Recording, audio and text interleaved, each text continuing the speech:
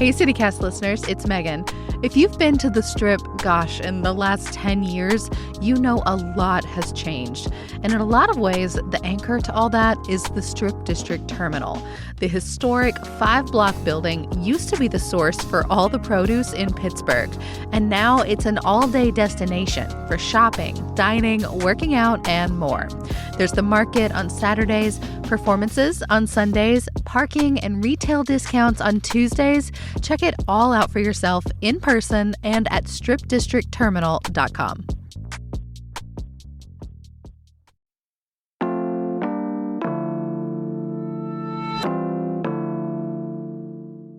Today on CityCast Pittsburgh. Goats are the greatest. They're good for the environment. They make wonderful milk and cheese. You can use their hair for yarn. They're good companions. They'll even help you exercise. You can eat them. Truly, they are the greatest of all time. And Pittsburgh is about to host a big-time celebration of them this weekend. I'm with CityCast's Maria Carter, who is practically bleeding in anticipation.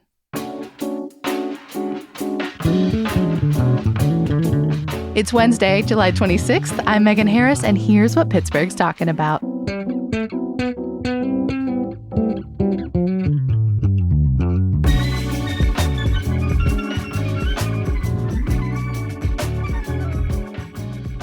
What do you think, Maria? Are you bleeding? Is that fair?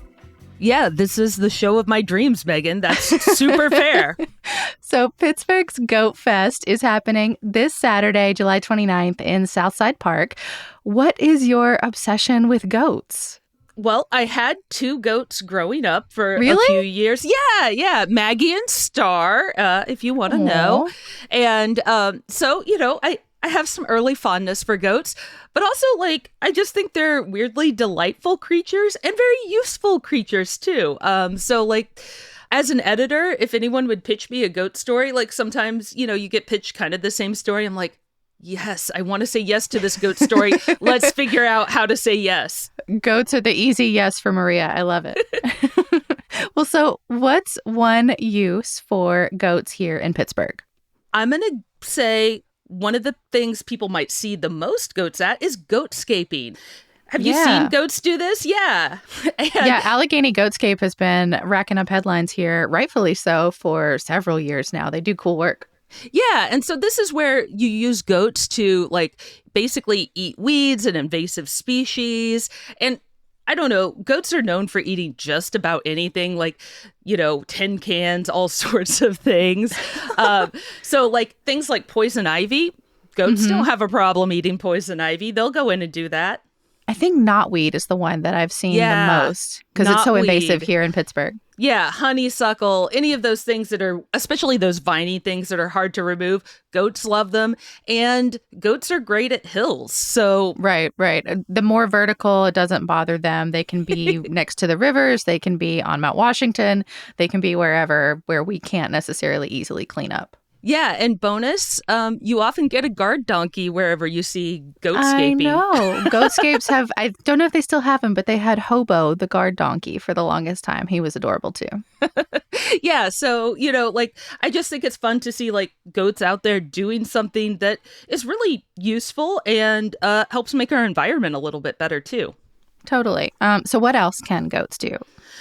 Well, they provide us with a lot of products. They're one of the earliest domesticated species, so we've been using goats for a long time. And I'm going to guess, Megan, you seem like you're a fan of goat cheese. I love it so much. I had a feeling. So, goat milk and goat cheese and goat meat even. But I think goat cheese is probably the most popular version of that in the United States. But locally, if you are a fan of goat cheese, there are a couple producers of that. I know one. Yeah, what is that? Goat Rodeo, just because they have the greatest name. Yeah, Goat Rodeo. They do all sorts of cheeses. They're pretty easily found at Whole Foods and Giant Eagle's Market District and other places around. They also do caramels, which Ooh, I'll have to look for that. Yeah, I was like, That seems like a real bonus there. And then another place I found was Cherish Creamery, and they sell at farmers markets in Mount Lebanon, Bethel Park, and Squirrel Hill. So if you see them around, that might be another option if you're looking for goat cheese.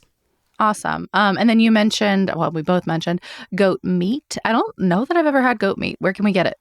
One of the places you can get it is like a lot of halal butchers. It's used in a lot of those cuisines. So Salem Market and Grill, I saw a lot of reviews on Google saying excellent goat meat, place that's a good place to go to get it. Yeah, everything that I've had at Salem's, I think they go by both, it's been so good, so delicious. Yeah, definitely. And, if you're not into making your own goat dish, you can go out and find one at some restaurants. Taste of India has a goat curry that got highly recommended. And then Pauline's Caribbean Soul Cuisine on the north side. Another +1. Love them. Yeah. So, maybe you don't want to commit to buying goat meat and just want a little taste. Those, I think, would be some good options there. And what about the fur hair, which I actually don't know which it is? Yeah, I looked it up because I'm like, good question. I think it's hair, technically. But if you want, to get some locally sourced goat hair yarn, Underhill Farms, they do a mohair yarn, and mohair, it comes from Angora goats. And those are the big fluffy ones. Yeah, and so it's a very silky kind of yarn, and it's supposed to be very soft and not itchy like a lot of like wool yarns can. They've got little scales on them, so that is what makes them itchier.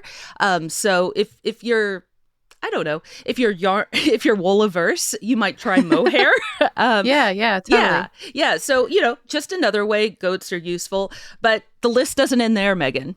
Ooh, what else we got? Soap. Oh, right. The Smiling Goat Soap Company in Indiana, Pennsylvania.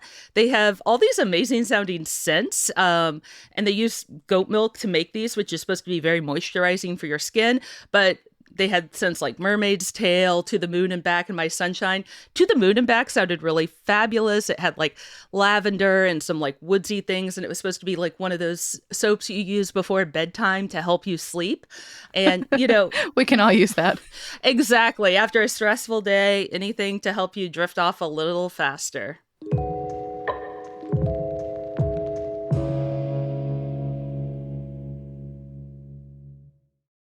Okay, so you've convinced me that goats are practical, but a bunch of animals are. What do you think makes goats the actual greatest of all time? Okay, yeah, besides all their practical uses, also goats are just really fun. They're very adaptable. They're supposed to be in lots of different environments, but that also means like they jump around, they can get on top of things. So I feel like sometimes you just see pictures of goats in weird places, and and also like they're just silly creatures that headbutt and like jump around and do funny things. And I love watching some YouTube videos of goats. Now you know the way to Maria's heart. Just put on a live stream of some goats somewhere. It'll be great. Yeah, and and if that's not enough and you kind of want like maybe the goat to stand on your back while you're doing like the cat pose, you can do some goat yoga. I did goat yoga once, but I made a fatal error. Yeah? What was it? I forgot my yoga mat, and you do not want to do goat yoga in an open field without somewhere clean to put your hands and feet. It really changed the whole experience. Yeah, that sounds a little gross, and you definitely need some goat milk soap after that one. I found an old beach towel, but it was still not quite the exact experience I thought I was signing up for. So that's Megan's hot tip. Definitely bring your yoga mat. And don't forget the mat. My hot tip is check out Freedom Farm Spa. They put on some like wine and beer tastings and goat yoga events. And the next one is on August 13th on their farm in Valencia. And like, I'm just like, what an evening. Goat yoga, some wine, some beer, like what could be better? The hillside that they use up there for that is really beautiful too. It's just like a gorgeous vista. Yeah. If you like go to goat yoga, Megan, and you come away thinking maybe I should get a goat. Not going to happen. Keep going. Well, at least in Pittsburgh, I can't speak to all the boroughs and townships. It's a possibility. I have heard that. Yeah, it's that you can have goats in the city, right? Yeah, as long as your lot is over 2,000 square feet, you can have 2 goats basically at your house. So like if it's smaller, if it's on the smaller side, they have to be miniature goats. But if you have a larger lot, 10,000 square feet or more, you can get full-size goats, 2 full-size goats. I don't know that I've ever thought about the difference between a miniature and a full-size goat. So we'll save that Google for after the show. Anywhere else where we can get our in-person goat fix?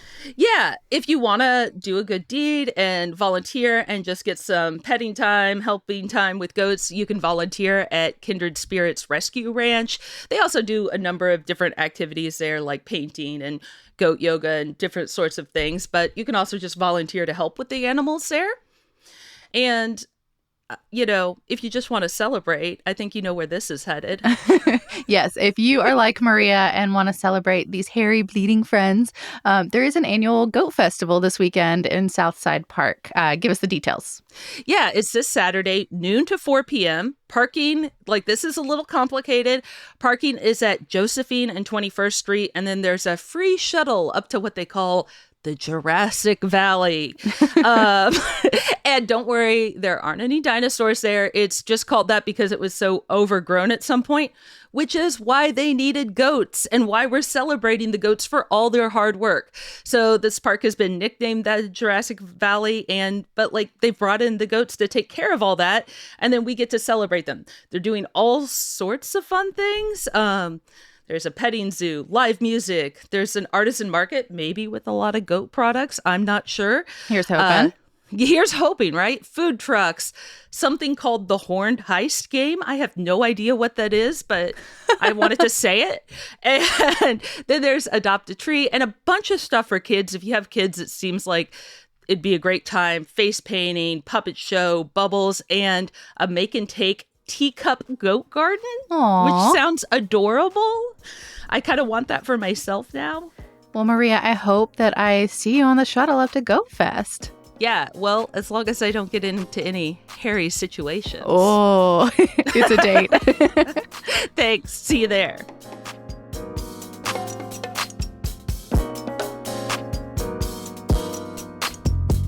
And now for a little more news before you go. After almost a decade, the legal battle over school funding in Pennsylvania is over. Back in February, a Commonwealth Court judge ruled that the way the state funds its public schools is unconstitutional, and that it's failed to provide an effective education for students in poorer districts. The deadline to appeal that ruling just passed, so now state lawmakers have to come up with a new system for funding schools. Political junkies and undecided voters, mark your calendars. The candidates for Allegheny County Executive have agreed to a live debate, October 3rd at 7 p.m.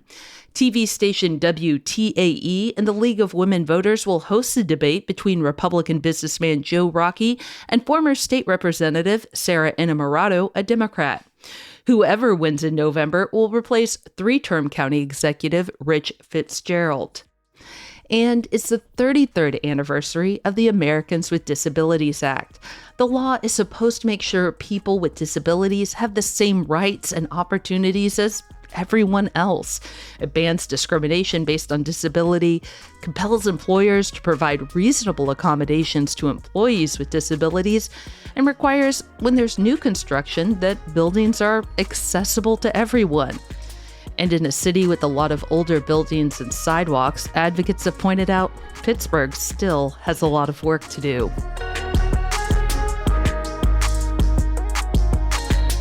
That's all for today here on CityCast Pittsburgh. If you're liking the show, we hope you'll tell someone, leave us a nice review, give us a rating, and we'll be back tomorrow with more news from around the city. Talk to you again soon.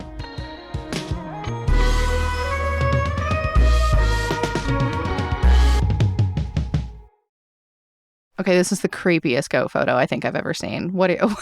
This is not a cute goat.